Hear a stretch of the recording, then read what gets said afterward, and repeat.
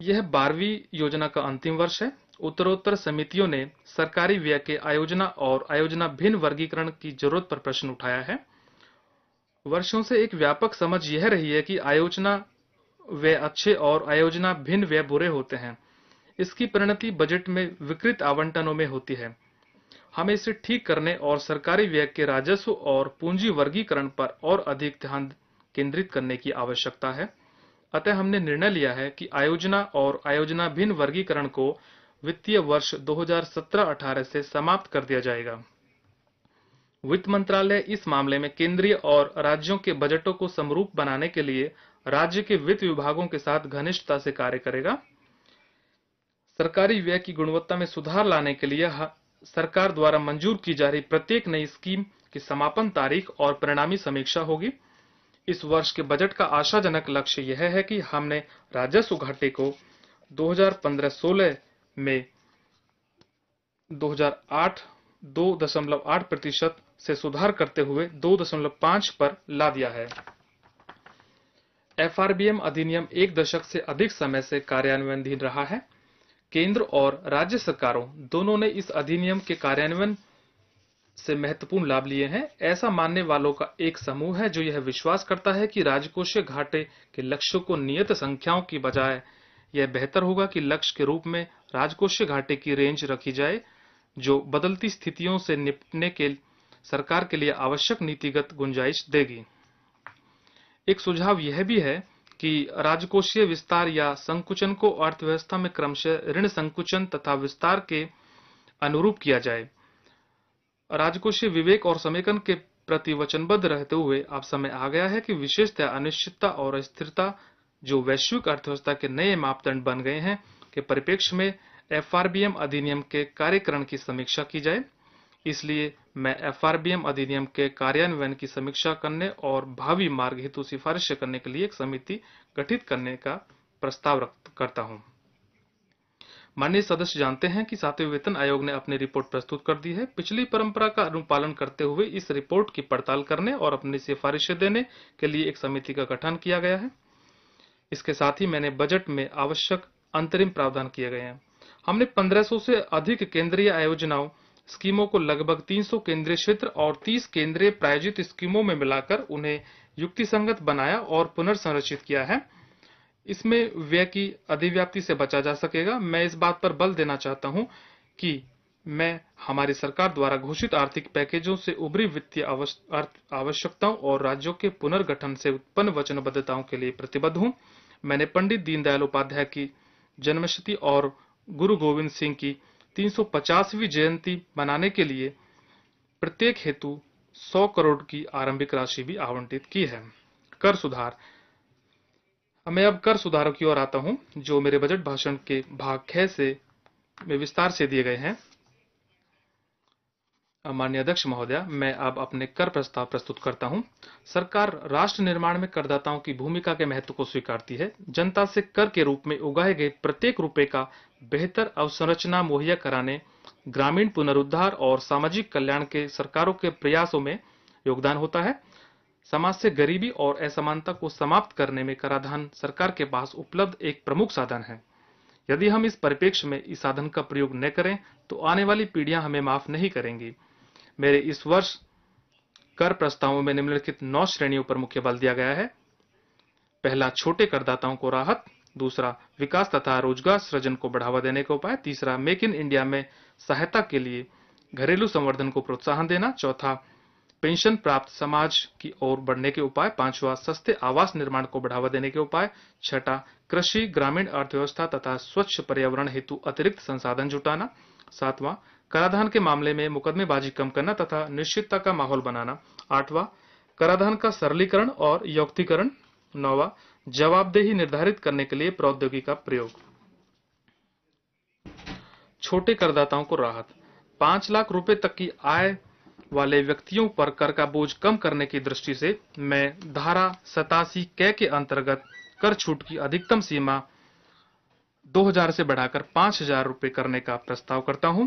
इस श्रेणी में 2 करोड़ करदाता आते हैं, जिन्हें अपनी कर देयता में 3000 रुपए की राहत मिलेगी।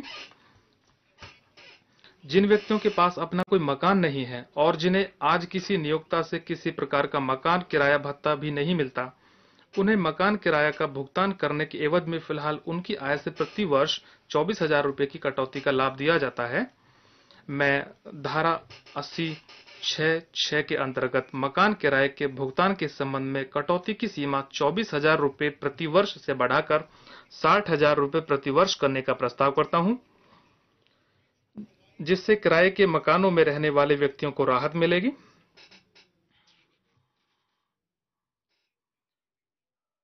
महोदय, और एक और महत्वपूर्ण बात है, आयकर अधिनियम की धारा 44 घ के अंतर्गत अनुमानित कराधान स्कीम का लाभ छोटे और मध्यम उद्यमों अर्थात ऐसे नॉन कॉर्पोरेट व्यवसायों के लिए उपलब्ध कराया गया है जिनका टर्नओवर या सकल प्राप्तियां 1 करोड़ रुपए से अधिक नहीं है। वर्तमान में लगभग 33 लाख छोटे व्यवसायियों को यह लाभ मिल रहा है, जिससे वे विस्तृत खाता बहियों के रखरखाव तथा उनकी लेखा परीक्षा कराने के बोझ से मुक्त हैं।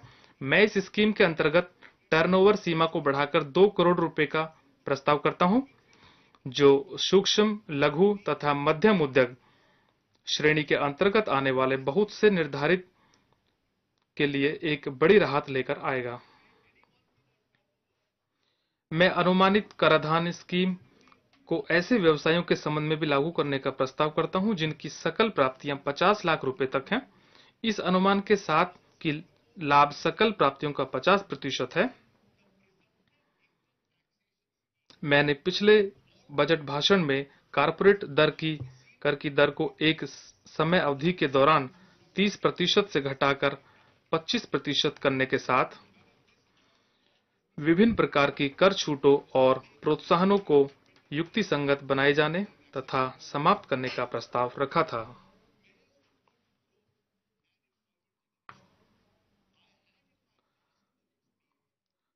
बहरहाल, कंपनियों द्वारा विभिन्न छूटों का लाभ उठाए जाने के कारण उन्हें कर भुगतान की प्रभावी दर औसतन 24.67% बैठती है। इन कर छूटों और प्रोत्साहनों को चरणबद्ध रूप से समाप्त करने की एक योजना आम जनता के बीच रखी गई थी तथा हमें बड़ी संख्या में रचनात्मक सुझाव मिले हैं। इन छूटों को चरणबद्ध रूप में समाप्त करने की अंतिम योजना अनुबंध में दी गई है। इसकी मुख्य बातें निम्नवत हैं। आयकर अधिनियम में उपबंधित त्वरित अवमूल्यन को 1/4/2017 से अधिकतम 40% तक सीमित कर दिया जाएगा। अनुसंधान कार्य हेतु कटौतियों के लाभ 1/4/2017 से अधिकतम 150% तक और 1/4/2020 से अधिकतम 100% तक कर दिए जाएंगे। नए विशिष्ट आर्थिक क्षेत्रों में स्थापित की गई केवल उन्हीं यूनिटों को धारा 10 के अंतर्गत लाभ प्राप्त होंगे जो 31/3/2020 से पहले कार्य करना आरंभ कर देंगे। कौशल विकास हेतु धारा 35 घ के अंतर्गत भारित कटौतियां 1/4/2020 तक जारी रहेंगी। कारपोरेट कर दर में कटौती को चरणबद्ध रूप से समाप्त किए जा रहे प्रोत्साहनों से मिलने वाले प्रत्याशित अतिरिक्त राजस्व के अनुसार निर्धारित किया जाना है। सरकार को कर छूटों को चरणबद्ध रूप से समाप्त करने में होने वाले लाभ क्रमिक रूप से ही प्राप्त होंगे। अतः पहले चरण में मैं कारपोरेट आय कर की दरों में निम्नलिखित 2 परिवर्तनों का प्रस्ताव करता हूं। पहला, 1/3/2016 को या इसके बाद निगमित होने वाली नई विनिर्माणकारी कंपनियों को 25% जमा अधिभार और उपकर की दर से कराधान का विकल्प उपलब्ध कराने के प्रस्ताव किया जाता है।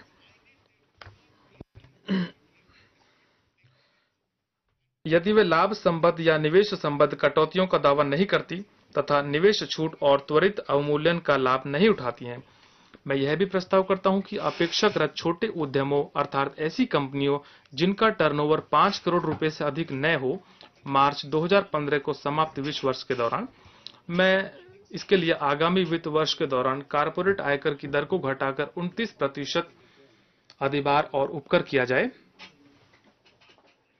स्टार्टअप व्यवसाय रोजगार सृजित करते हैं, नवोन्मेष लाते हैं तथा आशा है कि मेक इन इंडिया कार्यक्रम में वे महत्वपूर्ण भूमिका निभाएंगे। मैं प्रस्ताव करता हूं कि अप्रैल 2016 से मार्च 2019 के दौरान प्रचालन आरंभ करने वाले स्टार्टअप्स को 5 वर्षों में से 3 वर्षों तक अर्जित किए गए लाभ पर 100% कर कटौती का लाभ देकर व्यवसाय को बढ़ावा देने में मदद की जाएगी। ऐसे मामलों में न्यूनतम एकांतर कर एमटी लागू होगा। पूंजी लाभ पर कर नहीं लगाया जाएगा यदि विनियमित अधिसूचित निधियों में निवेश किया गया हो और यदि व्यक्तियों द्वारा ऐसे अधिसूचित स्टार्टअप में निवेश किया गया हो जिनमें उनकी अधिशंक शेयरधारिता हो। अनुसंधान नवोन्मेष का प्रेरक है तथा नवोन्मेष आर्थिक विकास को बल प्रदान करता है। मैं पेटेंटों के संबंध में विशेष व्यवस्था शुरू करने का प्रस्ताव करता हूं, जिसमें भारत में विकसित और पंजीकृत पेटेंटों के विश्व भर में प्रयोग से अर्जित आय पर 10% की दर से कर लगाया जाएगा। आस्ती पुनर्निर्माण कंपनियां जो डूबे ऋणों के समाधान में बहुत महत्वपूर्ण भूमिका निभाती हैं, उनमें अधिक निवेश प्राप्त करने के लिए मैं प्रस्ताव करता हूं कि एआरसी के न्यासों सहित प्रतिभूतिकरण न्यासों को आयकर का पूर्ण पास थ्रू अंतरित किया जाए। न्यास की बजाय निवेशकों के हाथ आई आमदनी पर कर लगाया जाएगा, तथापि न्यास स्रोत पर कटौती दर की अध्याधीन होंगे। असूचित कंपनियों के मामले में दीर्घावधि पूंजी लाभ व्यवस्था के लाभ प्राप्त करने की अवधि 3 वर्ष से घटाकर 2 वर्ष करने का प्रस्ताव है। गैर बैंकिंग वित्तीय कंपनियां डूबे हुए और संदेहास्पद ऋणों के प्रावधान के संबंध में अपनी आय के 5% तक कटौती की पात्र होंगी। विदेशी कंपनियों के प्रभावी प्रबंधन स्थान के आधार पर रेजिडेंसी का निर्धारण 1 वर्ष आस्थगित करने का प्रस्ताव है। मैं 1/4/2017 से सामान्य अपवंचन रोधी नियम क्रियान्वित करने की हमारी वचनबद्धता को दोहराना चाहता हूं। ओईसीडी और G20 के बीईपीएस कार्यक्रम के प्रति हमारी वचनबद्धता पूरी करने के लिए वित्त विधेयक 2016 में 750 मिलियन यूरो से अधिक के समेकित राजस्व वाली कंपनियों के लिए देश दर देश सूचना देने की अपेक्षा का प्रावधान शामिल है। मैं दीनदयाल उपाध्याय ग्रामीण कौशल योजना के अंतर्गत उपलब्ध कराई गई सेवाओं तथा कौशल विकास और उद्यमिता मंत्रालय के पैनल में शामिल मूल्यांकन निकायों द्वारा उपलब्ध कराई गई सेवाओं को सेवा कर से छूट देने का प्रस्ताव करता हूं। मैं ऑटिज्म, सेरेब्रल पाल्सी, मानसिक मंदन और बहुल अपंगता वाले व्यक्तियों के कल्याण हेतु राष्ट्रीय न्यास द्वारा शुरू की गई निरामय स्वास्थ्य बीमा योजना के अंतर्गत दी गई साधारण बीमा सेवाओं पर सेवा कर से छूट का प्रस्ताव करता हूं। प्रशीतित कंटेनरों का प्रयोग बढ़ाने के लिए मैं उन पर बुनियादी सीमा शुल्क और उत्पाद शुल्क घटाकर क्रमशः 5% और 6% करने का प्रस्ताव करता हूं। विकलांग दिव्यांग व्यक्तियों के लिए अनेक सहायक उपकरणों, पुनर्वास सहायक सामग्री और अन्य वस्तुओं पर 0 बुनियादी सीमा शुल्क लगाता है। मैं ब्रेल कागज पर यह छूट देने का प्रस्ताव करता हूं। Accepting the suggestion that came from the जैसा कि सुझाव माननीय राहुल गांधी जी द्वारा प्राप्त हुआ था, मैं इसके बारे में ब्रेल पत्र भी वहां प्रस्तुत कर रहा हूं। जहां तक सीमा शुल्क और उत्पाद शुल्क संरचना हमारे सरकार के मेक इन इंडिया अभियान हेतु घरेलू मूल्यवर्धन को प्रोत्साहित करने में महत्वपूर्ण भूमिका निभाती है, उसी के अनुरूप मैं कुछ निविष्टियों, कच्ची सामग्रियों, मध्यावर्तियों और संगठकों तथा कतिपय अन्य वस्तुओं पर सीमा शुल्क और उत्पाद शुल्क दरों में समुचित परिवर्तन करने और प्रक्रियाएं सरल बनाने का प्रस्ताव करता हूं, ताकि लागत घटाई जा सके और सूचना प्रौद्योगिकी, हार्डवेयर, पूंजीगत माल, रक्षा उत्पादन, वस्त्र, खनिज ईंधन और खनिज तेल, रसायन और पेट्रो रसायन, कागज, गत्ते और न्यूज प्रिंट, वायुयानों का अनुरक्षण, मरम्मत की पूरी जांच तथा जहाजों की मरम्मत आदि जैसे क्षेत्रों में घरेलू उद्योग की प्रतिस्पर्धा में सुधार लाया जा सके। पेंशन स्कीमें वरिष्ठ नागरिकों को वित्तीय सुरक्षा की पेशकश करती है।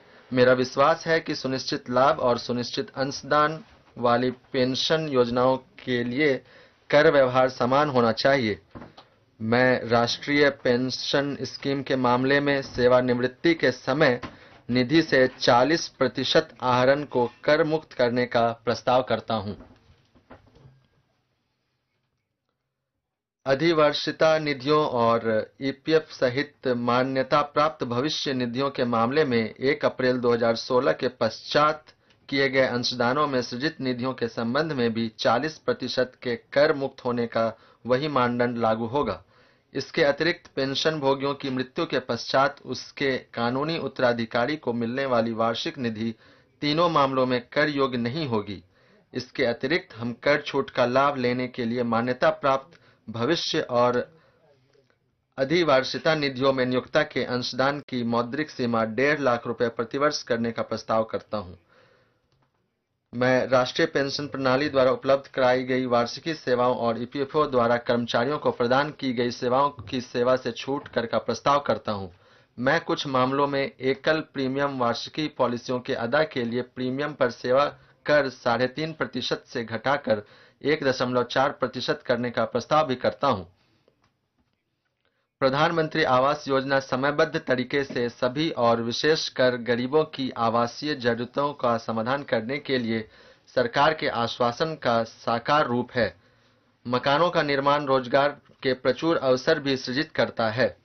आवास क्षेत्र में कार्यकलाप बढ़ाने के लिए मैं जून 2016 से मार्च 2019 तक अनुमोदित किए जाने वाले और अनुमोदन के 3 वर्ष के भीतर 4 मेट्रो शहरों में निर्मित किए जाने वाले 30 वर्ग मीटर के फ्लैटों और अन्य शहरों में 60 वर्ग मीटर तक के फ्लैटों हेतु आवास निर्माण परियोजनाओं शुरू करने वाले उपक्रमों को लाभों से 100% कटौती देने का प्रस्ताव करता हूं। पहली बार मकान खरीदने वालों के लिए मैं अगले वित्त वर्ष के दौरान स्वीकृत 35 लाख रुपए तक के ऋणों हेतु 50,000 रुपए प्रतिवर्ष के अतिरिक्त ब्याज के लिए कटौती देने का प्रस्ताव करता हूं, बशर्ते कि मकान की कीमत 50 लाख रुपए से ज्यादा न हो। आवास निर्माण संबंधी क्रियाकलापों को प्रोत्साहित करने के लिए दूसरा प्रस्ताव स्थावर संपदा निवेश न्यासों में निवेश करना सुसाध्य बनाना है। मेरा प्रस्ताव है कि स्थावर संपदा निवेश न्यास और विशिष्ट शेयरधारिता वाले INVIT की विशेष प्रयोजन साधन की आय से किए जाने वाले किसी वितरण के लाभांश वितरण कर के अध्याधीन नहीं होंगे। सरकारी निजी भागीदारी वाली स्कीमों सहित केंद्रीय या राज्य सरकार की किसी स्कीम के तहत 60 वर्ग मीटर तक के क्षेत्र में सस्ते मकानों के निर्माण को सेवा कर से छूट देने का प्रस्ताव है। मैं यह भी प्रस्ताव करता हूं कि निर्माण कार्य में उपयोग के लिए निर्माण स्थल पर विनिर्मित कंक्रीट मिश्रण के लिए इस समय उपलब्ध उत्पाद शुल्क छूट को तैयार मिश्रित कंक्रीट के लिए भी दिया जाए। कृषि, ग्रामीण अर्थव्यवस्था तथा स्वच्छ पर्यावरण हेतु अतिरिक्त संसाधन जुटाना। लाभांश वितरण कर DDT सामान्य रूप से सभी निवेशकों पर लागू होता है, चाहे उसकी आय का स्तर कुछ भी क्यों न हो। इसे करों और निष्पक्षता और प्रगामी प्रकृति को विकृत करने के रूप में देखा जाता है। अपेक्षाकृत उच्च आय वाले व्यक्ति उच्च कर लागत वहन कर सकते हैं। अतः मैं प्रस्ताव करता हूं कि कंपनियों द्वारा प्रदत्त लाभांश वितरण कर के अलावा प्रतिवर्ष 10 लाख रुपए से अधिक लाभांश प्राप्त करने वाले प्राप्तकर्ताओं अर्थात व्यक्तियों, हिंदू अविभाजित परिवारों और फर्मों के लाभांश की सकल राशि के 10% की दर से देना होगा। मैं कंपनियों, फर्मों और सहकारी समितियों को छोड़कर 1 करोड़ रुपए से अधिक आय वाले व्यक्तियों पर अधिभार 12% से बढ़ाकर 15% करने का भी प्रस्ताव करता हूं। मैं 10 लाख रुपए से अधिक की लग्जरी कारों की खरीद पर और 2 लाख रुपए से अधिक की वस्तुओं और सेवाओं की नगद खरीद पर 1% की दर से स्रोत पर कर संग्रह करने का भी प्रस्ताव करता हूं। संसाधन संपन्न अनुपालक करदाताओं के लिए इस लेवी से न केवल व्यय किए जाने के समय कर संग्रहण बढ़ेगा, बल्कि यह ऐसा व्यय करने वाले व्यक्तियों की पहचान करने के लिए कर प्राधिकारों को आंकड़े प्रदान करता है जो कराधान में शामिल नहीं भी हो सकते हैं। किसानों और अधुसूचित वर्ग के व्यक्तियों को ऐसे प्रपत्र देने का विकल्प प्राप्त होगा जिसके द्वारा स्रोत कर संग्रहण प्रसारित नहीं किए जाएगा। विकल्पों के मामले में प्रतिभूति लेनदेन कर की दर 0.01% से बढ़ाकर 0.05% करने का प्रस्ताव है। भारत में विदेशी ई-कॉमर्स कंपनियों को होने वाले आय पर कर लगाने के लिए यह प्रस्ताव है कि अनिवासी को भुगतान करने वाला व्यक्ति जिसके स्थायी प्रतिष्ठान नहीं है और वर्ष में कुल 1 लाख रुपए से अधिक ऑनलाइन विज्ञापन हेतु प्रतिफल के रूप में देता है, वह समकरण लेवी के रूप में भुगतान की गई सकल राशि के 6% के दर से कर रोक सकेगा।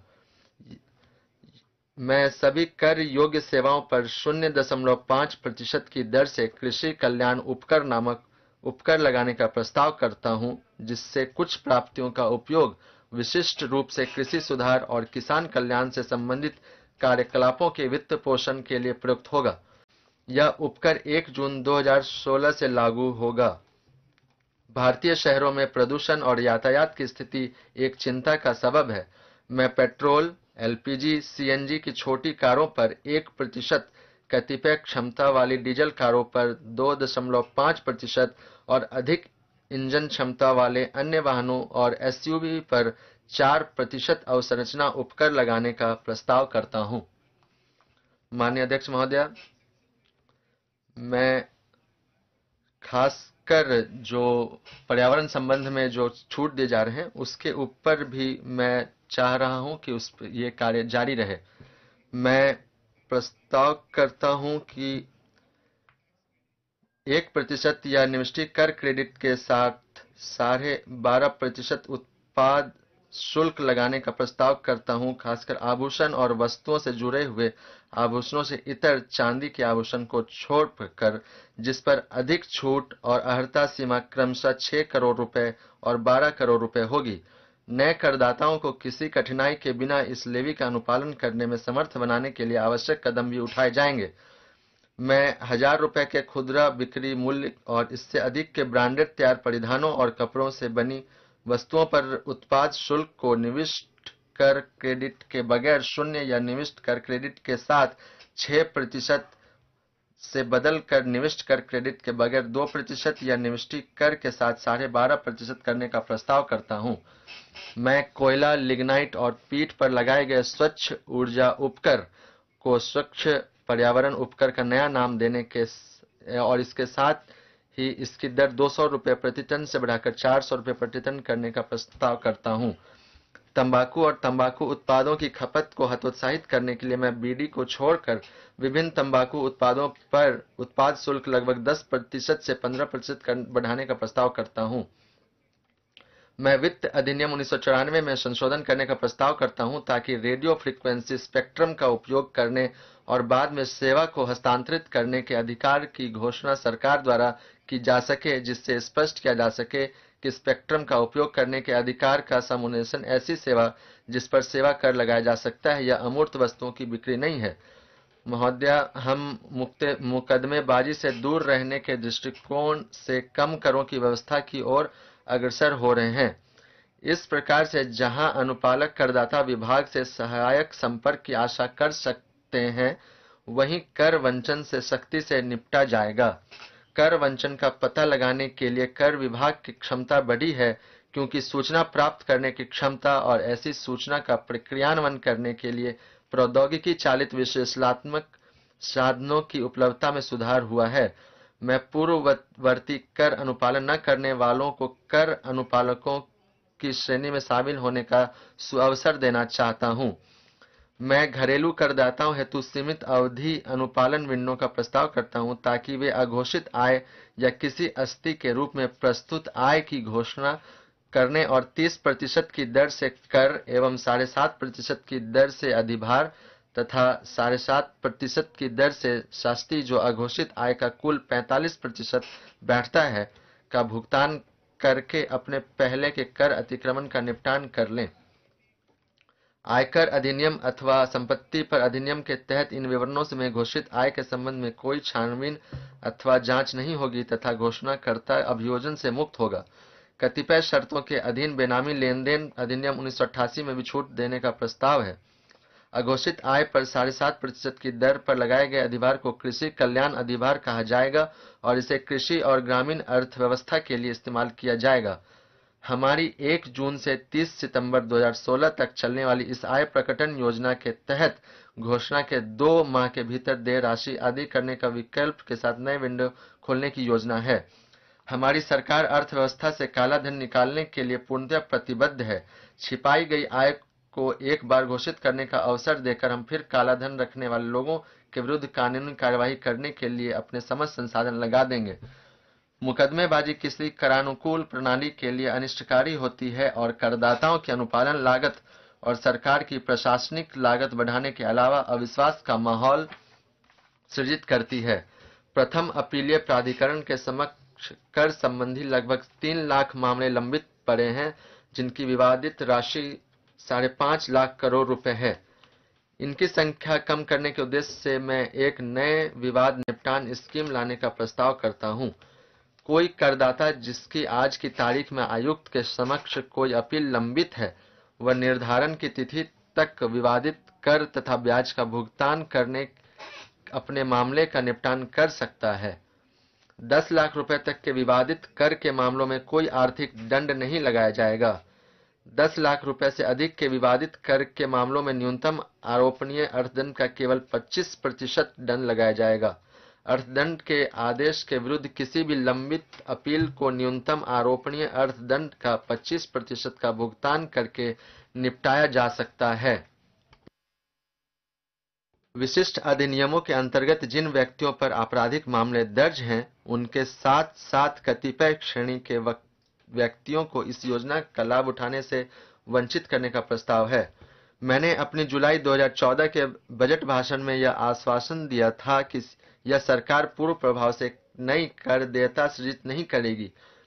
मैंने यह भी आशा प्रकट की थी कि वित्त अधिनियम 2012 के माध्यम से आयकर अधिनियम 1961 में किए गए कतिपय पूर्व प्रभावी संशोधनों से संबंधित विभिन्न न्यायालयों तथा अन्य कानूनी मंचों में लंबित मामलों का शीघ्र ही तर्कसंगत निपटान किया जाएगा।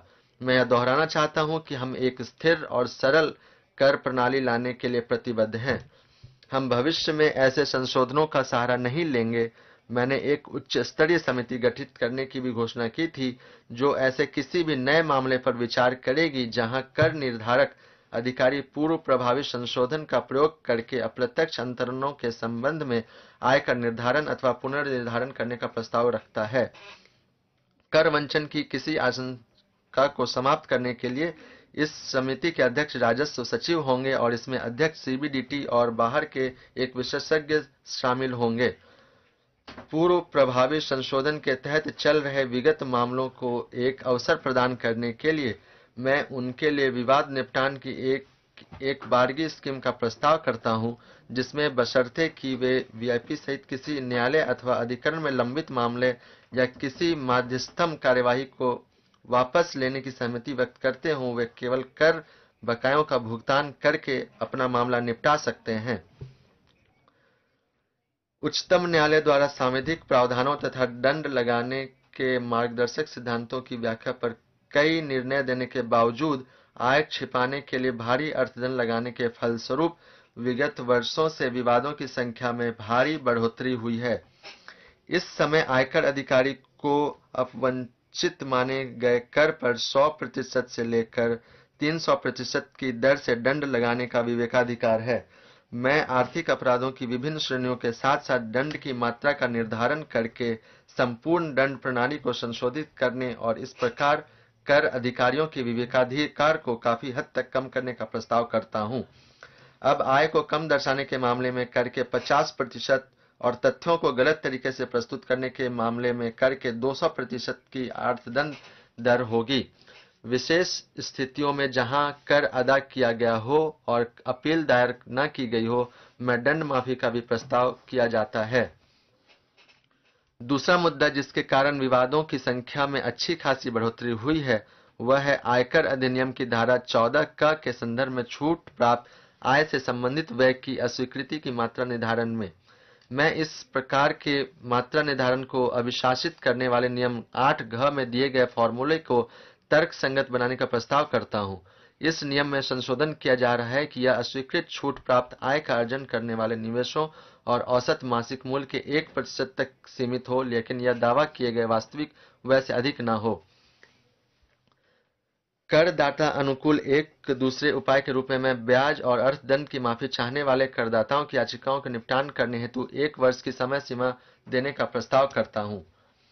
आयकर विभाग भी अनुदेश जारी कर रहा है, जिसमें निर्धारण अधिकारी के लिए यह अनिवार्य किया गया है कि जब आयकर आयुक्त के समक्ष अपील लंबित हो तो वह निर्धारित द्वारा विवादित मांग के 15% का भुगतान किए जाने पर मांग के स्थगन को मंजूर करे। विचलन के मामले में निर्धारण अधिकारी को अपने वरिष्ठ अधिकारियों से आदेश प्राप्त करने होंगे। करदाता को भी वरिष्ठ अधिकारी के पास जाने का विकल्प होगा यदि वह अधीनस्थ अधिकारी द्वारा जारी स्थगन आदेश की शर्तों से सहमत न हो। मामलों को बैकलॉग समाप्त करने के लिए हम सीमा शुल्क, उत्पाद शुल्क और सेवा कर करता हूं। मैडम स्पीकर, यह बजट वैश्विक और घरेलू स्तर पर प्रतिकूल परिस्थितियों के बीच प्रस्तुत किया जा रहा है। हमारे सामने अनेक चुनौतियां हैं, हम इन्हें अवसर के रूप में देखते हैं। मैंने किसानों, गरीबों और कमजोर व्यक्तियों के लाभ के लिए हमारी सरकार की ट्रांसफॉर्म इंडिया के स्वप्न को रेखांकित किया है। कहा जाता है कि चैंपियन का निर्माण उसके भीतर बहुत गहरे में छिपी हुई आकांक्षा, स्वप्न और कल्पना से होता है। हमारी इच्छा है कि प्रत्येक भारतीय, विशेषतया किसानों, गरीबों और कमजोर वर्गों को सामाजिक आर्थिक सुरक्षा दी जाए। हमारा स्वप्न है अधिक समृद्ध भारत को देखने का और सपना है भारत को विकसित देखने का। अध्यक्ष महोदया, इन शब्दों के साथ मैं यह बजट सदन को समर्पित करता हूं। Madam Speaker, अध्यक्ष महोदय,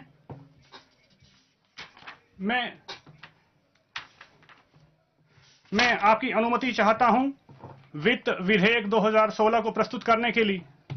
Lay on the table.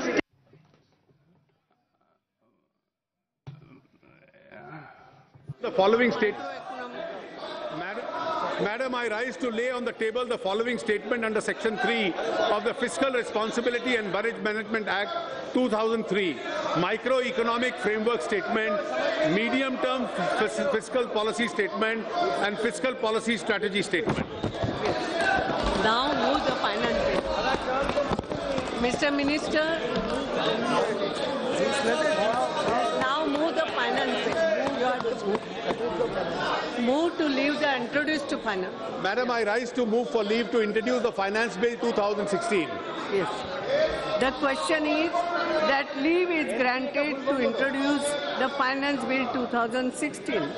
Those in favor may say aye, those against may say no. I think the ayes have it, the ayes have it, the leave is granted. The Minister may now introduce. Madam, I introduce the bill. Thank you. The House stands adjourned to meet again tomorrow, 1st March 2016 at 11 a.m.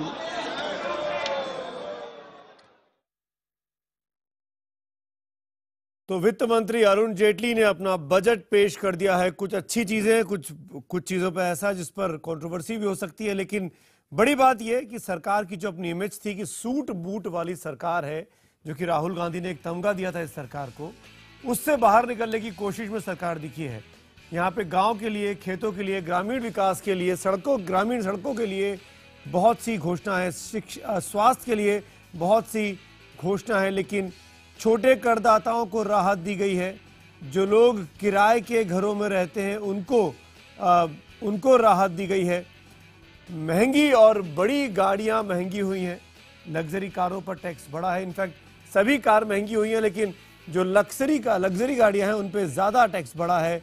Branded कपड़े महंगे हो गए हैं, सोना खरीदना महंगा हुआ है। यानी वो चीज़ें जो मध्यम वर्ग या उच्च वर्ग की खासियतें मानी जाती थी, उन पर टैक्स बढ़ाया गया है। उनकी जेब पर सरकार ने एक तरीके से कटौती करने की कोशिश की है। लेकिन जो आम व्यक्ति है, जो गांव में रहता है, जो खेत खलिहान से जुड़ा हुआ है, उनको बड़े तादाद में मदद करने की कोशिश भी इस बजट में दिखाई देती है। सबसे पहले हम रिएक्शंस लेना चाहेंगे। मैं पहले इंट्रोड्यूस कर दूं हमारे साथ जो पैनल यहाँ पर मौजूद है, और फिर बारी बारी से हम सबके रिएक्शंस लेंगे। मेरे साथ सीएम वासुदेव साहब स्टूडियो में बने हुए हैं, फॉर्मर फिनांस सेक्रेटरी हैं। मनोज सिंह हमारे एडिटर फीचर्स भी लगातार हमारे साथ बने हुए हैं। अब हमारे साथ जो नए खास मेहमान जुड़े हैं उसमें नीरज पाठक जी हैं। नीरज पाठक एमडी है मैप माई टैलेंट के, और साथ में हमारे साथ जुड़ गए हैं राकेश सिंह साहब। आपका भी बहुत बहुत स्वागत है। आप डायरेक्टर हैं इंटीग्रेटेड फाइनेंशियल सॉल्यूशंस के। टैक्सेशन के बारे में बात करेंगे, लेकिन सबसे पहले वासुदेव साहब, 1.5-2 घंटे की इस मेहनत के बाद क्या नतीजा, कैसे मार्क्स देंगे? काफ़ी मैं समझता हूँ मिक्स्ड बैग सा है। बहुत अच्छी चीज़ें हैं। दिशा कई चीज़ों में जो उन्होंने शुरू में अपना 9 पॉइंट प्रोग्राम बताया जिस पे बजट आधारित है, वो 9 के 9 बड़े अच्छे वो चीज़ें हैं। जो उन्होंने चीज़ें बताई एग्रीकल्चर सेक्टर के लिए, रूरल सेक्टर के लिए काफ़ी सराहनीय हैं, काफ़ी ज़रूरत है। इरिगेशन इन्वेस्टमेंट पे काफ़ी तवज्जो दे रहे हैं, वाटर मैनेजमेंट पे बहुत तवज्जो दे रहे हैं, ये सारी बहुत अच्छी हैं। मनरेगा का भी बढ़ाया गया और रूरल सेक्टर के कई प्रोग्राम उन्होंने बताए। कुछ इंफ्रास्ट्रक्चर के भी इन्होंने पब्लिक इन्वेस्टमेंट के ऊपर कुछ दिया और प्राइवेट सेक्टर का जो रेजोल्यूशन ऑफ डिस्प्यूट्स और पीपीपी कैसे साफ़ हो उस पर दिया गया। Asset monetisation of public sector enterprises मैं समझता हूँ एक बड़ा अच्छी एक पहल है, वो भी उन्होंने इसमें अनाउंस किया। बैंकिंग सेक्टर के स्ट्रेस के लिए भी उन्होंने अनाउंस किया कि एआरसी को कैसे इफेक्टिव किया जाएगा, जो सरफेसी एक्ट है उसमें तरमीम करके, ताकि जो एआरसी एसेट्स ले वो उसकी बिक्री कर सके। तो ये सब बहुत अच्छे हैं, मगर कुछ थोड़ा सा जो ग्रोथ पुश की ज़्यादा आशा थी मेरे को कि ये बजट को यूज़ करेंगे वो किसी तरीके से ग्रोथ की रफ्तार में तेज़ी लाने के लिए। देखिए वो जो सिंबॉलिक चीज़ें हैं, आप छोटी कारों पे अगर टैक्स बढ़ा देंगे, ब्रांडेड कपड़ा आजकल हर आदमी डालता है उस पर टैक्स बढ़ा देंगे, इससे कुछ अंतर ज़्यादा इनके सरकारी ख़जाने में भी नहीं पड़ने वाला है। और दूसरी तरफ आपने इतना ज़्यादा वो कह दिया कि हम फिस्कल डेफिसिट का जो टारगेट है 3.5 का अगले साल का, उस पर कायम रहेंगे, बजाय इस स्थिति में जबकि प्राइवेट निवेश बिल्कुल कम हो रहा है तो थोड़ा सा ढील देते और इस किस्म के जो छोटे मोटे टैक्स बढ़ाने के इन्होंने प्रस्ताव रखे हैं इनको ना रखते तो फील गुड फैक्टर और अच्छा बढ़ता है, क्योंकि इन प्रस्तावों से कोई ज़्यादा आमदनी होने वाली नहीं, कोई रेवेन्यू रेजिंग ज़्यादा नहीं है। इनका एक सिंबॉलिक इफेक्ट ये है कि आप अपना फिस्कल डेफिसिट को इतना ज़्यादा इम्पोर्टेंस दे रहे हैं कि जो आज की डेट में सबसे ज़्यादा ज़रूरत है of giving it a growth push, वो थोड़ा सा सफ़र कर रहा है इसमें मेरे को लग रहा है। But overall agriculture rural sector का एक्सपेक्ट कर रहे थे लोग फोकस होगा, कॉर्पोरेट सेक्टर के भी अच्छी चीज़ें हैं। एक और चीज़ जो मिसिंग है मेरे को बहुत लगी कि देखिए एग्रीकल्चर रूरल डेवलपमेंट के प्रोग्राम बनाए और ये दोनों हैं स्टेट सब्जेक्ट्स और स्टेट को ही ये सारे प्रोग्राम इम्प्लीमेंट करने हो तो स्टेट से कैसे पार्टनरशिप डालेंगे। आप कोऑपरेटिव फेडरलिज्म की तो बात कर रहे हैं, मगर आ जाता है at the end of the day आप स्टेट से ही compete कर रहे हैं। आप ये क्रेडिट लेना चाहेंगे कि देखिए हमने रूरल इलेक्ट्रिफिकेशन कर दिया, हमने रूरल डेवलपमेंट कर दिया, अब काम आप स्टेट्स के माध्यम से कराएंगे।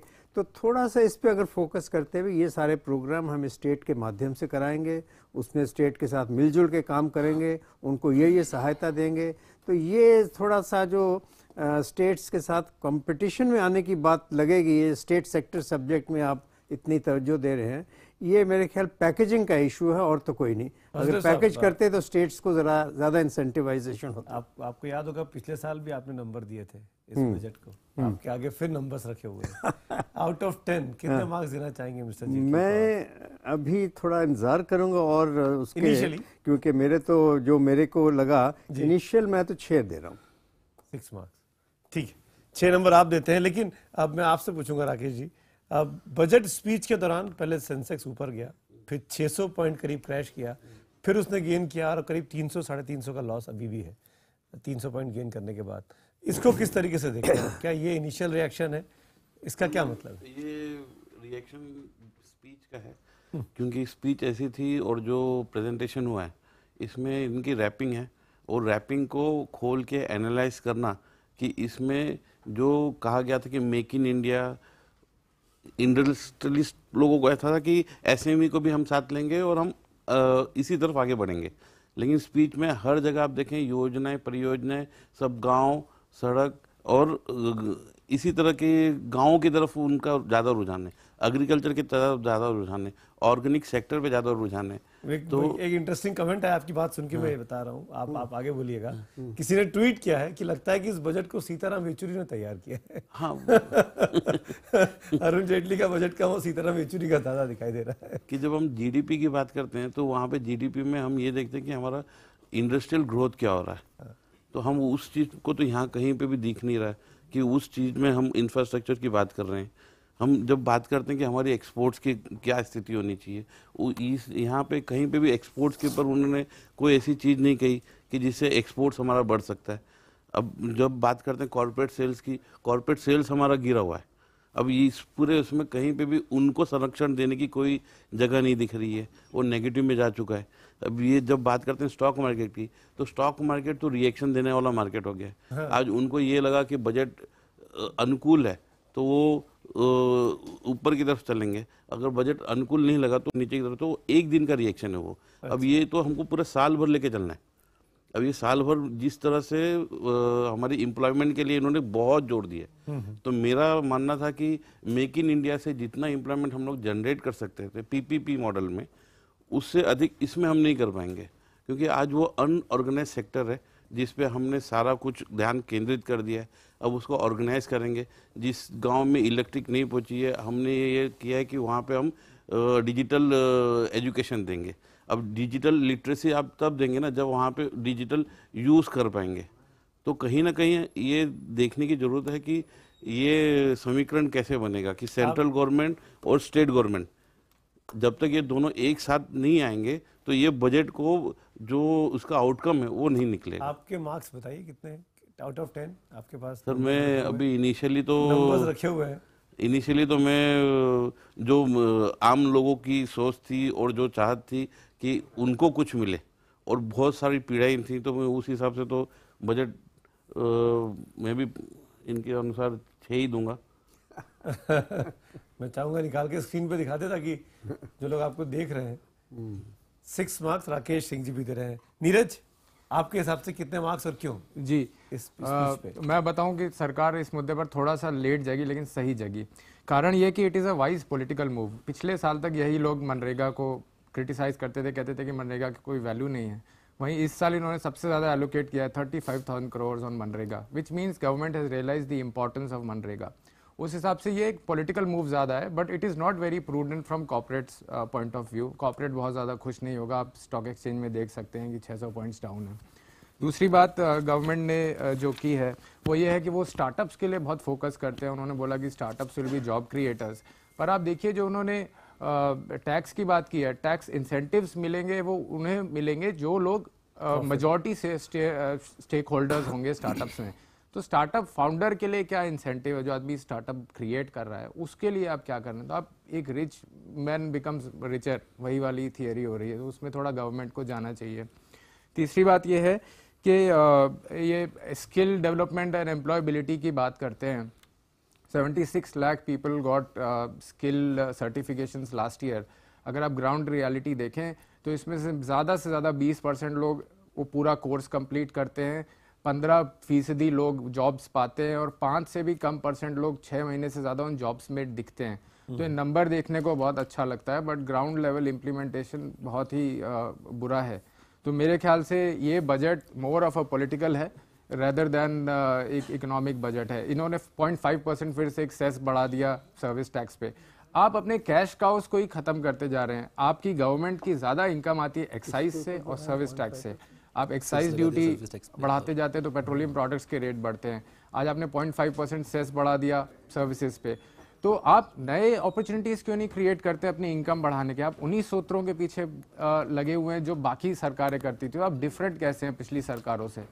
तो ये एक more of a political budget है। तो मेरे विचार से तो मैं इसे 6 ही मार्क्स दूंगा। आपके पास मार्क्स रखे दिखा दिए नीरज जी 6। उसको उल्टा करिए सर। नीरज ने भी 6 मार्क्स दिया। मनोज, अब आपकी बारी है।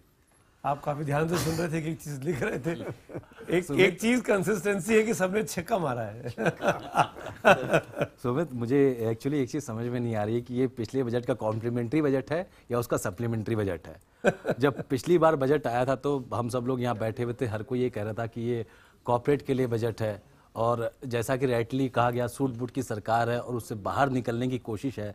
तो ये तो बजट में बिल्कुल साफ दिखा है कि सूट बूट की सरकार की इमेज से सरकार बाहर निकलना चाहती है, और उसी लिए कृषि के क्षेत्र में काफ़ी ज़्यादा ध्यान दिया गया है। मैं ये नहीं कहूँगा कि ध्यान देना गलत है, बहुत ज़रूरी था, क्योंकि पिछले 3 सालों से हम देख रहे हैं कि हमारे कृषि का क्या हाल है, ड्रॉट कंडीशंस किस तरह से देश में रही हैं, हमारे फूड इन्फ्लेशन बढ़ते जा रहे हैं, फूड सिक्योरिटी का इशू बहुत महत्वपूर्ण इशू है। तो वो ध्यान देना बेहद ज़रूरी था और वो सरकार ने किया है।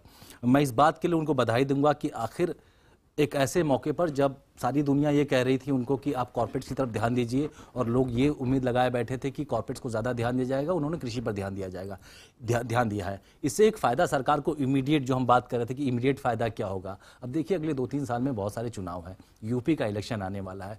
गाँव में जब आप लोगों की इनकम बढ़ाएंगे तो उसका सीधा सीधा फ़ायदा आपको शॉर्ट टर्म में दिखेगा। वो पॉलिटिकल डिसीजन है, लेकिन उसकी ज़रूरत भी थी, वो एक चीज़ है। दूसरी चीज़ जो मैं कहूँगा कि जो समझ में नहीं आई वो ये कि आपने कॉर्पोरेट को इतना ज़्यादा निगलेक्ट क्यों कर दिया। मेक इन इंडिया की हम बात करते हैं, डिजिटल इंडिया की हम बात करते हैं, पिछले साल इतने जोर शोर से नारे लगे, उसके बारे में हम सब ने चर्चा की, और आज सुबह से हम ये सोच रहे थे कि जॉब क्रिएशन के लिए आप क्या करोगे। गाँव में जब आप खूब सारा पैसा दे रहे हो, इलेक्ट्रिफिकेशन की बात कर रहे हो, मनरेगा में पैसे देने की बात की जा रही है, 35,000 करोड़ से ज़्यादा का आवंटन आप कृषि क्षेत्र के लिए अलग से कर रहे हैं, वहाँ पर कंजम्पशन और डिमांड बहुत बढ़ेगी, लोगों में पैसा आएगा, वो कंजम्पशन बढ़ेगा, उससे इन्फ्लेशन भी बढ़ेगा। लेकिन जॉब कहाँ से आएगा। हम सुबह बात करें कि ब्लूप्रिंट्स निकले, ब्लूप्रिंट पे हम बात करनी चाहिए कि भाई डिजिटल इंडिया की ब्लूप्रिंट का क्या हुआ, मेक इन इंडिया के ब्लूप्रिंट का क्या हुआ, स्किल इंडिया का क्या हुआ। ये सारी चीज़ें इस बजट में बहुत ज़्यादा नहीं देखी हैं, लेकिन इस पर पिछले बजट में फोकस किया गया था, पिछले बजट में वो सारा फोकस दिखा था, और उन सब चीज़ों को अब इम्प्लीमेंट करने की बारी आई है। तो मुझे लगता है इन्होंने काफ़ी कुछ क्लू प्रभु जी से लिया है कि नई बड़ी बड़ी घोषणाएं नहीं करनी है, जो घोषणा हमने पिछले बजट में की थी उसको इम्प्लीमेंट करना जरूरी है। तो वो एक पार्ट पिछले बजट में कर दिया गया। इस बजट में कृषि पर ध्यान देना जरूरी था, कृषि की जरूरत के लिहाज से भी और सरकार की अपनी पॉलिटिकल जरूरत के लिहाज से भी, जो इसमें किया गया है। तो मैं मानता हूं कि ये बजट ठीक ठाक बजट है, और आने वाले शॉर्ट टर्म में उसका असर, उसका फायदा सरकार को भी दिखेगा, और अगर ग्रामीण क्षेत्र में विकास आता है तो उसका शहरों के तरफ जो प्रेशर बढ़ रहा है, शहरों पे जो भार बढ़ रहा है, वो भी थोड़ा कम होगा। तो मैं इस बजट को एक बैलेंस्ड बजट मानता हूं, और मैं इसको पिछले बजट से जोड़ के देखता हूं। मैं फिर कहूंगा या तो एक कॉम्प्लीमेंट्री बजट है या सप्लीमेंट्री बजट है, और मैं इसको 8 नंबर दूंगा। 7 है आपके हाथ में, सॉरी आप 8 बोल रहे हो, 7 दिखा रहे हैं, तो मैं इसको 8 नंबर गुस्सा हो जाएंगे। और पिछले बजट से जोड़ के दूंगा। हाँ। मैं इस इंडिपेंडेंट एक बजट को 8 नंबर नहीं दे रहा हूं, ये मैं बता दूं। मैं पिछले बजट को की कंटिन्यूटी के आधार पर इस बजट को 8 नंबर दे रहा हूं। सबसे बड़ा चैलेंज सरकार का ये होगा, जैसा कि हमारे एक्सपर्ट्स ने भी बताया, ये स्टेट का सब्जेक्ट है, बहुत बड़ा बयाना सरकार ने ले लिया है। इन कृषि के जो भी चीजें करना चाह रही है सरकार, नए घोषणाएं जो की हैं, उनको इम्प्लीमेंट कैसे करेगी, क्योंकि इस वक्त जो पॉलिटिकल स्थिति है देश में वो अच्छी नहीं है, वो केंद्र के विपरीत है। इन विपरीत परिस्थितियों में क्या करेंगे वो देखने वाली बात होगी साल भर में। चलिए, आपने भी मार्क्स दे दिए हैं। मेरे साथ हरिवंश जी भी जुड़ गए। हरिवंश चतुर्वेदी जी, आप माइक्ड हैं, मैं आपसे पूछूंगा कैसा लगा बजट, कितने मार्क्स देंगे आप? मार्क्स आपके सामने हैं और वजह आप बता दीजिए। आपसे पहले हाँ बिल्कुल, बोलिए ना, आपकी बारी है। एक बात तो मैं कहना चाहूंगा कि ये बजट इस समय जो भारतीय अर्थव्यवस्था में एक बहुत बड़ा संकट पैदा हुआ था, हमारी खेती के में लगातार 3 सालों से सूखा पड़ने के कारण जो डिमांड थी ग्रामीण क्षेत्र की, वो डिमांड काफ़ी कम हो गई थी, और उसका असर हमारे उद्योगों की मांग पर भी पड़ रहा था। उदाहरण के लिए स्कूटर और मोटरसाइकिलों की बिक्री काफ़ी कम हो रही थी। तो एक बहुत क्रिटिकल सिचुएशन में हमारी ग्रामीण अर्थव्यवस्था गुजर रही थी, उसको ये डील करता है, और उसके लिए कुछ समाधान इसमें प्रस्तुत किए गए हैं। तो पॉजिटिव है रूरल डेवलपमेंट के एंगल से, कृषि के एंगल से। लेकिन ये बजट निश्चित रूप से मध्य वर्ग को निराश करेगा, क्योंकि उनकी आकांक्षाएं होती है कि उनको टैक्स में कुछ बड़ी रियायतें मिले। मुझे लगता है कि अगले 2 साल के बजटों में चुनाव से पहले वो उस तरह की रियायतों की तरफ सरकार की नीति जा सकती है। लेकिन मैं निराश हूं। सोशल सेक्टर को जितना हैवी इन्वेस्टमेंट की जरूरत थी, एजुकेशन को और हेल्थ को, कुछ स्कीम्स, माइक्रो स्कीम जरूर अनाउंस की गई हैं डायलिसिस से रिलेटेड, और सस्ती दुकानें भी हैं, सस्ती दवाइयों की सस्ती दुकानों की जेनरिक मेडिसिन की। लेकिन जो हमारा हेल्थ सेक्टर है, जहां तक मैं जानता हूं, अभी हम जीएनपी का 1% खर्च कर रहे हैं। लेकिन अगर हम हेल्थ में वाकई कुछ रोबस्ट डेवलपमेंट करना चाहते हैं तो जीएनपी का कम से कम 5% खर्च करना चाहिए था, जो कि इसमें दिखाई नहीं देता है। हैवी इन्वेस्टमेंट एजुकेशन में नहीं, हायर एजुकेशन, मैं जिस क्षेत्र को बिलोंग करता हूं, उदाहरण के लिए 1000 करोड़ रुपया का एक higher education finance agency announce की गई है। हम अगर इस बात को देखें कि हम वर्ल्ड क्लास एजुकेशन अगर अगर हम हर साल 500 कॉलेजों को भी वर्ल्ड क्लास एजुकेशन के लेवल तक पहुंचाना चाहें और उनमें 100 करोड़ रुपए साल का इन्वेस्टमेंट करना चाहें तो हमको 50,000 करोड़ रुपए का इन्वेस्टमेंट की जरूरत होगी। ये एक नॉमिनल, एक सिंबॉलिक इन्वेस्टमेंट है कि 1,000 करोड़ रुपए से हम एक एजेंसी खोल देते हैं, कुछ लोन वोन देगी, कुछ सपोर्ट करेगी। मैंने आज से कई महीने पहले ये बात उठाई थी, कम से कम 10,000 करोड़ रुपए से हायर एजुकेशन फाइनेंस बैंक स्थापित की जानी चाहिए। और वो जो अभी लोन का, अभी हमारे जो हायर एजुकेशन में बच्चों को, विद्यार्थियों को बड़ी समस्या आ रही है, मध्य वर्ग और गरीब वर्ग के बच्चों को, कि एजुकेशनल लोन की रेट 12% है। हम चाहते हैं कि 5% ये ब्याज की दर होनी चाहिए, उससे ज्यादा नहीं होनी चाहिए। और जो दलित वर्ग के बच्चे हैं, शेड्यूल कास्ट और शेड्यूल ट्राइब के, उनको ये इंटरेस्ट फ्री लोन भी मिलना चाहिए क्वालिटी एजुकेशन के लिए।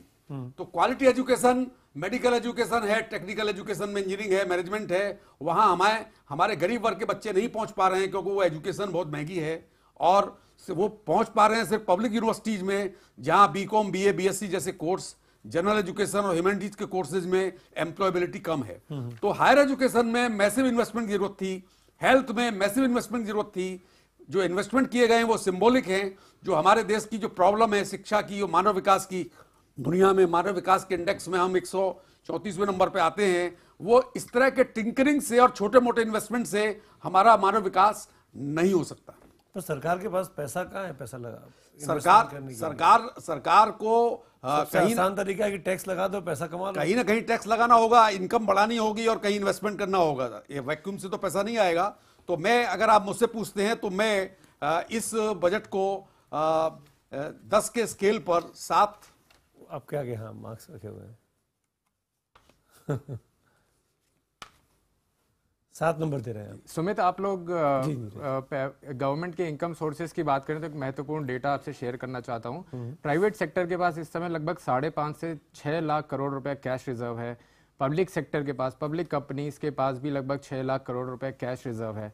इस बजट में अगर गवर्नमेंट थोड़ी और सीरियसनेस दिखाती कि उसे इन्वेस्टमेंट करना है हेल्थ में, एजुकेशन में, जहां पर हम ब्रिक्स कंट्रीज में सबसे नीचे हैं इस वक्त पायदान पर, तो ये जो 12 लाख करोड़ रुपए हमारे पास कैश रिजर्व पड़ा हुआ है, हमें कुछ ऐसे आज पॉलिसीज घोषणा करनी चाहिए थी जिससे ये पैसा बाहर निकल कर आए और इन्वेस्टमेंट हो।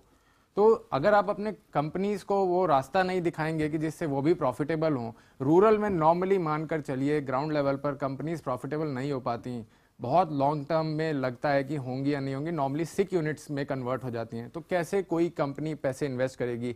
दूसरा, जेटली जी ने बोला कि इन पब्लिक सेक्टर कंपनीज में वो शेयर होल्डिंग, पब्लिक मासेस की शेयर होल्डिंग बढ़ाएगी, which means you have to bring in more transparency, you have to make those companies profitable, आपको उनको प्रॉफिटेबल बनाना है। तो आप दोनों एनॉमलीज हैं, दोनों चीजें आप एक साथ कैसे कर सकते हैं? वासुदेव साहब इस बात का जवाब देना चाहेंगे, ये बात नीरज ने उठाई यहाँ पे। देखिए, प्रॉफिटेबिलिटी में एक्चुअली इनका क्या फोकस था समझ नहीं पाया है बहुत ठीक से, मगर मेरा ख्याल है कि जो मैन्युफैक्चरिंग सेक्टर के लिए जो इन्होंने बात कही, जो थोड़ा बहुत रिलीफ भी देने की कोशिश की है कि new manufacturing sector, new small scale manufacturing में आएंगे, उनके ऊपर 30 के बजाय 29% शायद टैक्स होगा, ऐसा कुछ और छोटे छोटे इन्होंने बातें कही। मगर जो स्टार्टअप इंडिया का बहुत डिटेल ये नहीं एलेबरेशन हुआ इस बजट में कि उनको क्या, किस किस्म के टैक्स हॉलिडे मिलेगा, कैसे कंप्यूट किया जाएगा। थोड़े जो इन्होंने टैक्स, ये जो एग्जेम्पशंस को हटाने की भी बात कही है कि जो कॉर्पोरेट टैक्स में रिडक्शन होगा वो इनके साथ उसका डवटेल किया जाएगा। बहुत ज़्यादा फाइन प्रिंट पढ़ने से पता लगा कि बजट स्पीच से कितना किया है, मगर उनकी जो दिशा ये है कि वो कॉर्पोरेट टैक्स का जो रेट है उसको थोड़ा ईस्ट एशियन लेवल पे लाना चाहते हैं, जो 25% है, जो ज़रूरी है अगर आपको FDI ज़्यादा लाना है। मगर उस दिशा में जाने के लिए उनको ज़रूरी है कि जो एग्जेम्पशंस हैं, जिससे इफेक्टिव टैक्स रेट आज की डेट में भी 22, 23, 24% है, तो एग्जेम्पशंस के साथ साथ तालमेल बिठाना चाह रहे हैं। मगर दूसरी तरफ आप कर रहे हैं, मगर इधर आप कुछ एग्जेम्पशंस बढ़ा भी रहे हैं कुछ सेक्टर्स में, तो ये कैसे इसको आगे आने वाले दिनों में ये मीट करेंगे, ये क्लियर नहीं है। दूसरी बात जो बड़ी आई थिंक जो इंडिकेट हो रही है, जो चर्चा में आ रही है, कि ये बहुत लेफ्ट ऑफ सेंटर का बजट है। अभी तक सरकार की जो इमेज थी वो थोड़ी राइट ऑफ सेंटर थी। ये इन्होंने प्रयास किया है कि थोड़ा लेफ्ट ऑफ सेंटर, बहुत अच्छी स्कीम्स हैं रूरल एग्रीकल्चर सेक्टर वगैरह में जिन्होंने दी हैं, इरिगेशन सेक्टर में बड़ी अच्छी स्कीम है, इरिगेशन फाइनेंस फैसिलिटी क्रिएट करने की स्कीम है, जो इरिगेटेड एरिया वो बढ़ेगा, और ये भी कहा कि 2020 तक फार्मर्स की इनकम डबल करने का लक्ष्य रखा है। तो ये सब बहुत आई थिंक अच्छी चीज़ें हैं, करने वाली चीज़ें हैं, क्योंकि जो इमेज सरकार का हो गया था वो थोड़ा राइट ऑफ सेंटर हो गया था, जिसकी वजह से इनको काफ़ी दिक्कत पेश आ रही थी पॉलिटिकल इकोनॉमी में डील करने में।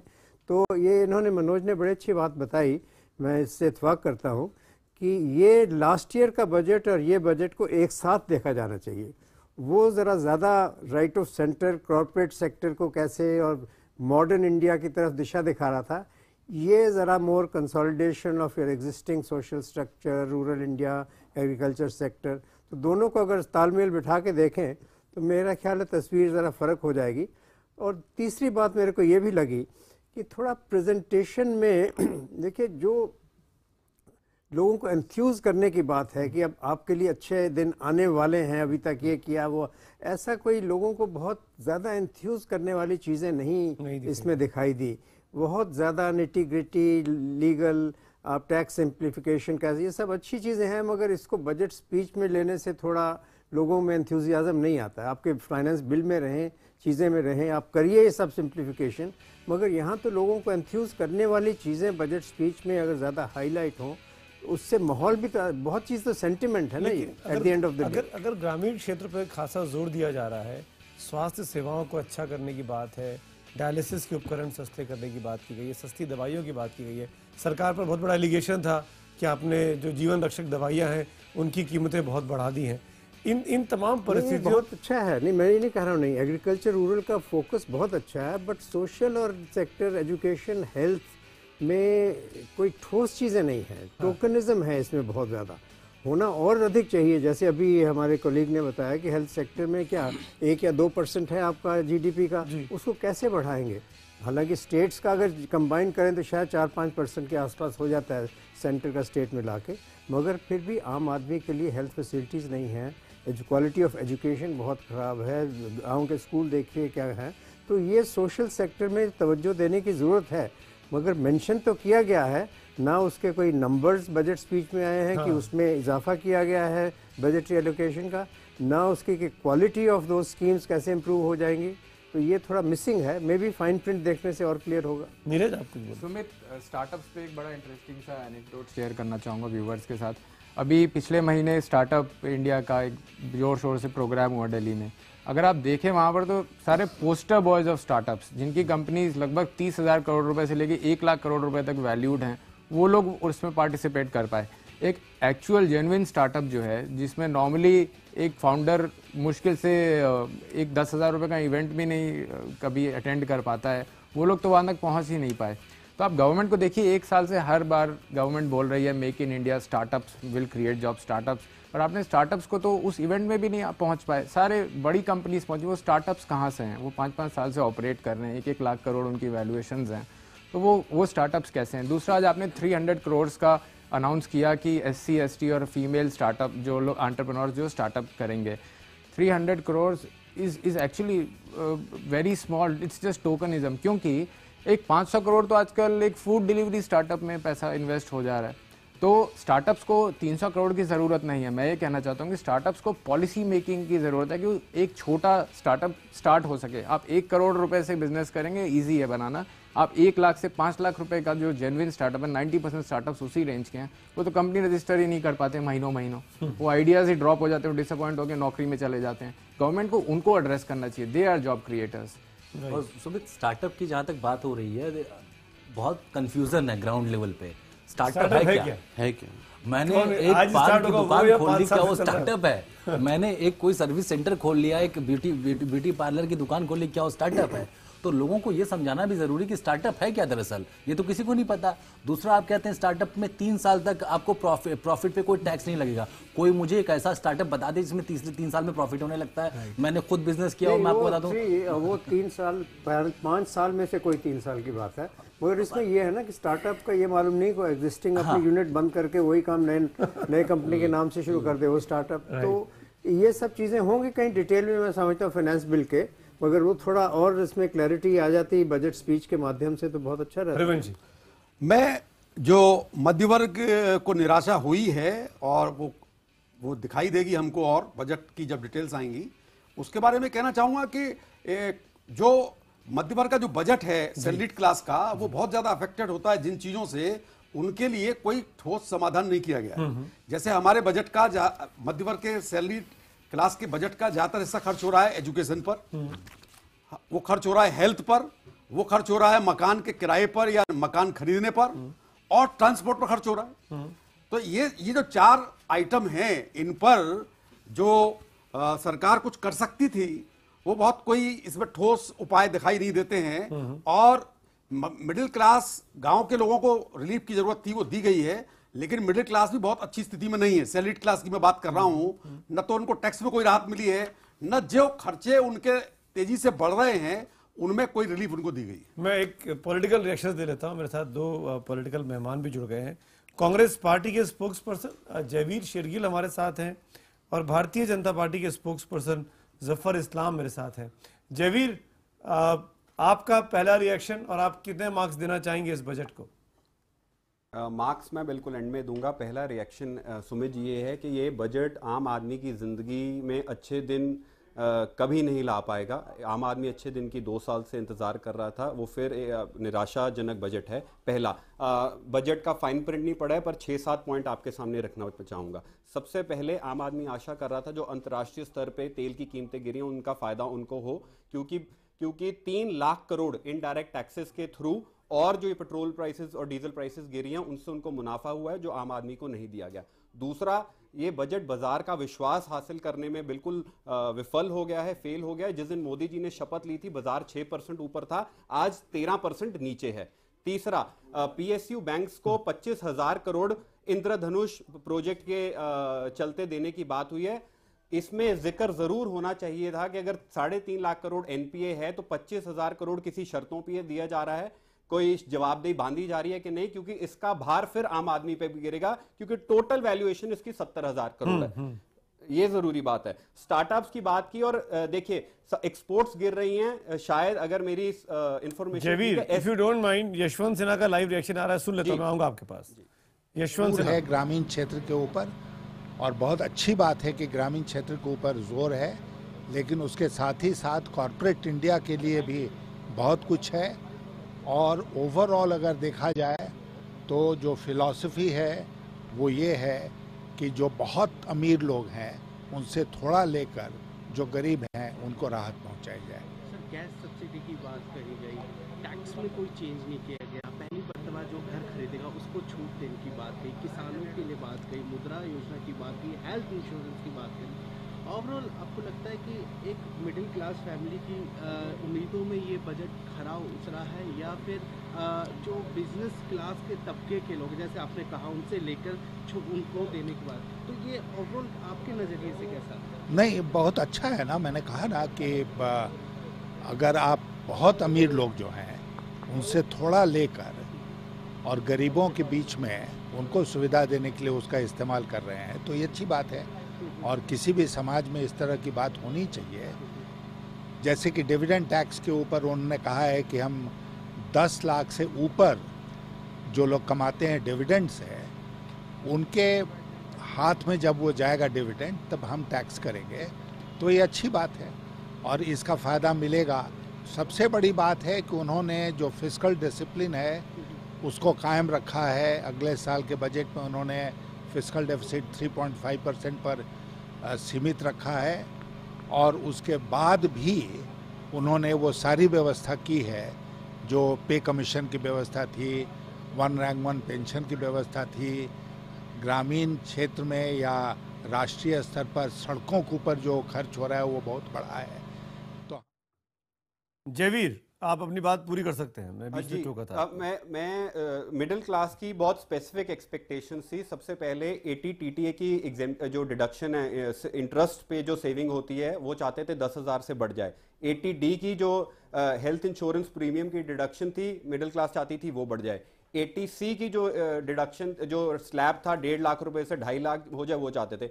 मेडिकल अलाउंस सुमित केवल 1250 रुपए है और ट्रांसपोर्ट अलाउंस 1600 रुपए है और एजुकेशन 100 रुपए हर महीने 2 बच्चों के लिए है। तो मिडिल क्लास एक्सपेक्ट कर रही थी इनमें कुछ बढ़ोतरी होगी, तो इसमें भी कुछ नहीं हुआ। तीसरा, मैं आज स्टार्टअप्स की बात कर रहा था, एक हाथ से दिया दूसरे हाथ से ले लिया। मैंने फाइन प्रिंट नहीं पढ़ा, जहां तक स्पीच में सुना उन्होंने कहा कि 25% टैक्स लगेगा, पर हम शायद आप पे मैट लगा देंगे। तो मैट के लिए तो आगे ही जो उद्योगपति है रो रहे हैं, तो स्टार्टअप को एक हाथ से दिया दूसरे हाथ से ले लिया। और अब मैं उसकी जो SEZ कहा गया है कि 2020 के बाद SEZ ही खत्म हो जाएंगे। आज सुमित जी उत्तरी भारत में 21,000 फैक्ट्रियां बंद हुई हैं पिछले 1 साल में। मेक इन इंडिया एडवर्टाइज करने से ज्यादा जरूरी था परचेज फ्रॉम इंडिया एडवर्टाइज किया जाए। अगर SEZ बंद कर दिया जाएगा, मैक्सिमम इन्वेस्टमेंट SEZ से बाहर से SEZ में आती है। हमारा export cost, commodity, manufacturing cost कम हो जाती है क्योंकि हमें ड्रॉबैक्स मिलते हैं। आज अगर हम SEZ ही बंद कर देंगे, मुझे लगता है कि ये जो मैन्युफैक्चरिंग सेक्टर है उनका मनोबल और गिरेगा।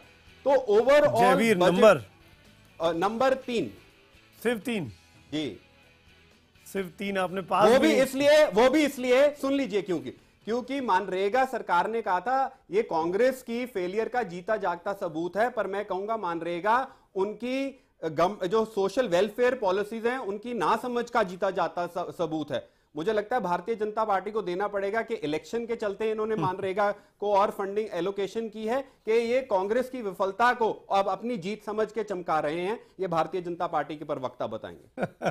बीजेपी के प्रवक्ता इस वक्त पैनल पे नहीं है मेरे साथ, लेकिन हमारे साथ मेरी सहयोगी तेजस्वी जुड़ी हुई है। तेजस्वी, आप हमारे साथ फिक्की से हैं, वहां पे क्या रिएक्शन है तेजस्वी? बिल्कुल सुमित, इस वक्त मेरे साथ डॉक्टर सौरभ श्रीवास्तव है, स्टीरिया इंडिया लिमिटेड के चेयरपर्सन और नास्कॉम के भी पूर्व चेयरपर्सन रह चुके हैं सर। फिलहाल फिक्की की काउंसिल के भी कई डिपार्टमेंट्स को हेड करें। डॉक्टर सौरभ, अगर हम इस बजट की बात करें तो गरीबों का, किसानों का बजट सबसे पहले देखने को जो हाईलाइट्स और जो इसका नेचर देखने को मिलता है, आपकी उम्मीदें पूरी होती है इस बजट की? नहीं, ये बजट जो है इट्स नॉट फॉर कॉर्पोरेट्स। वो पहले से भी लोगों को एहसास था कि वो नहीं है। तो इसमें किसानों के लिए रूरल एरियाज में कई इसमें अच्छी चीज़ें हैं।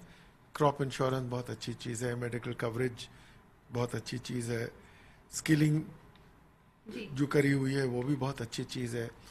एम्प्लॉयमेंट क्रिएशन के लिए जो शेड्यूल कास्ट, शेड्यूल ट्राइब का फंड की बात हो रही है, एंटरप्रेन्योर्स को फंड करने के लिए, तो इसमें कई चीज़ें हैं जो मेरे ख्याल से जो एक अब वो जो रूरल और किसानों के लिए और सोशल सेक्टर में कई स्कीम्स हैं जो अच्छी होनी चाहिए। कॉर्पोरेट साइड में और इकोनॉमिक ग्रोथ के लिए जो इंफ्रास्ट्रक्चर स्पेंड इन्होंने हाईलाइट किया है वो बहुत अच्छी चीज़ है, बहुत फ़ायदा होगा। बस ये है कि वो स्पेंड होना चाहिए। अनाउंसमेंट्स तो हो जाते हैं, पर अगर वो पूरा डिप्लॉय नहीं हुआ तो उसका पूरा एडवांटेज नहीं मिलेगा। अगर कॉर्पोरेट्स की बात करें तो कॉर्पोरेट टैक्स को 25% पे लाने का या 14.7% पे लाने का जो कमिटमेंट है, जो पिछले यूनियन बजट में भी अनाउंस किया था FM ने, वो अभी भी बरकरार है। लेकिन कहीं आपको लगता है कि कॉर्पोरेट सोशल रिस्पॉन्सिबिलिटी के नाते और ज़्यादा जिम्मेदारियां तय हो सकती थी? नहीं, उसमें तो कॉर्पोरेट का जो 2% सोशल रिस्पॉन्सिबिलिटी का है वो तो पूरे संसार में कहीं नहीं है। तो ये तो ऑलरेडी बहुत हाई है और किसी भी कंट्री में, वर्ल्ड में मैंडेटरी नहीं है। तो वहाँ तो करने की कोई गुंजाइश उठती ही नहीं है। तो पर रिसोर्सेज कॉर्पोरेट से लेकर के इसमें डालने के कई मैकेनिज्म्स हैं। जैसे इसमें अब आप देखें, डिविडेंड डिस्ट्रीब्यूशन टैक्स पे टैक्स बढ़ा दिया गया है, कई जगह सरचार्जेस हैं। डिटेल में पढ़ने के पहले पता नहीं चलेगा कि कहाँ पे क्या है, बट इन जनरल कॉर्पोरेट के टैक्सेशन में या सेस से, मोबिलाइजेशन से कई इसमें मेजर्स हैं जिससे कि रिसोर्सेज मोबिलाइज होंगे जो सोशल सेक्टर में स्पेंड होंगे। बिल्कुल। पर कॉर्पोरेट्स के लिए भी जो कई चीज़ें हैं जो बहुत इसमें अच्छी हैं कि इसमें अटेम्प्ट है एक ईज ऑफ डूइंग बिजनेस करने के लिए। एक अटेम्प्ट है टैक्स को सिंप्लीफिकेशन करने बिल्कुल का। और ये उम्मीद भी की जा रही थी डॉक्टर सौरभ श्रीवास्तव की जो एक कॉन्फिडेंस है निवेशकों का, खासकर कि जहां तक हम मेक इन इंडिया की बात करते हैं, दूसरी फ्लैगशिप प्रोग्राम्स की बात करते हैं, वो जरूर बढ़े और उसको एक बार फिर से उस विश्वास को बढ़ाने की भी कोशिश की है वित्त मंत्री ने। लेकिन सीधे तौर पर ये कहा जा सकता है जो हाईलाइटिंग थी इस बजट की वो खास तौर पर किसानों पर केंद्रित थी, युवाओं पर केंद्रित थी और एजुकेशन सेक्टर को भी खास तौर पर ध्यान में रखा गया। Over to you Sumit. Tejasvi, शुक्रिया। हम आपके पास बारी बारी से आते रहेंगे आगे भी। तो सूट बूट की सरकार क्या अपनी इस इमेज से बाहर निकलकर धोती चप्पल की सरकार में अपने आप को कामयाब कर पाएगी? क्या नरेंद्र मोदी अरुण जेटली की जोड़ी अपनी छवि को सुधार पाएगी? जो विपक्ष ने उन पर बड़ा इल्जाम लगाया कि यह सिर्फ सरकार कॉरपोरेट्स की है, आम आदमी की सरकार नहीं है,